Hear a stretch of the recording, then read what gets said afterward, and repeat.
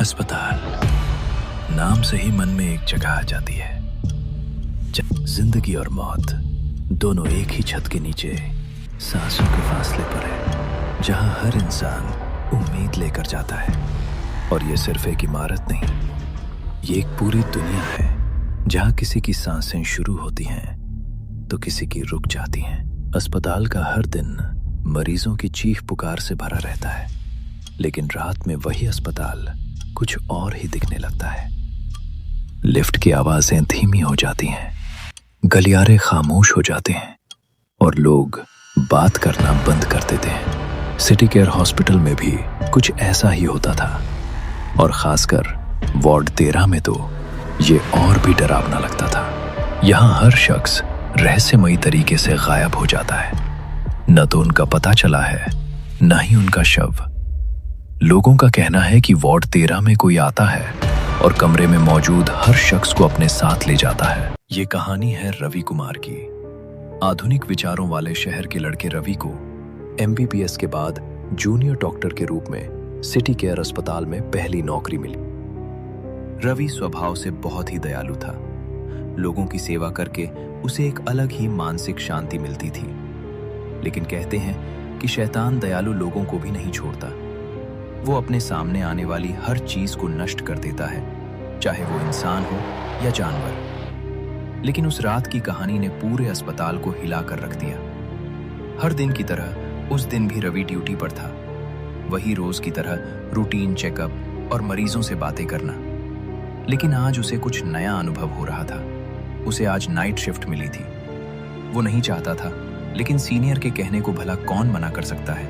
चाह कर भी नहीं कर पाया। धीरे धीरे रात गहराने लगी।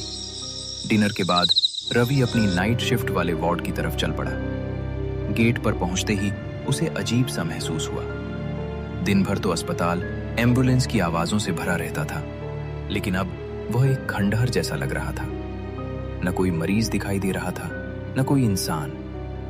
ऐसा लग रहा था मानो किसी दुष्ट शक्ति ने पूरे अस्पताल पर कब्जा कर लिया हो। रवि अंदर चला गया। रात के 12 बज चुके थे और उसने अपना रूटीन चेकअप शुरू कर दिया। लौट रहा था। हॉस्पिटल का हर कोना डरावना था। कोई इंसान नहीं, कोई जानवर नहीं, बस हर जगह सन्नाटा था। वो अपने कैबिन की तरफ जा रहा था कि उसे किसी के गिरने की आवाज सुनाई दी। उसने पीछे मुड़कर देखा तो एक बोर्ड रूम 13 था, जो पूरी तरह से सुनसान था, जैसे सालों से बंद हो। रवि की उत्सुकता बढ़ गई। वो कमरे के अंदर गया। कमरा पूरी तरह से खाली था। इससे पहले कि रवि कुछ और सोच पाता, कमरे का दरवाजा अपने आप बंद हो गया। वो डर गया और दरवाजा तोड़ने की कोशिश की, लेकिन तभी उसे लगा कि उसके पीछे कुछ गुजरा है। वो मुड़कर देखता है और उसके होश उड़ जाते हैं। उसके सामने एक नीले शरीर वाला इंसान खड़ा था। कपड़े खून से सने थे और चेहरे पर एक अजीब सी मुस्कान थी। रवि डर के मारे पसीना पसीना हो गया। इससे पहले कि रवि कुछ कर पाता, गीला दानव झपटता है और उसकी गर्दन पर काट लेता है। चारों ओर खून ही खून। एक दर्दनाक चीख के साथ रवि की कहानी खत्म हो जाती है। औरों की तरह वो भी वार्ड 13 में समा जाता है और अब तक उसका कुछ पता नहीं।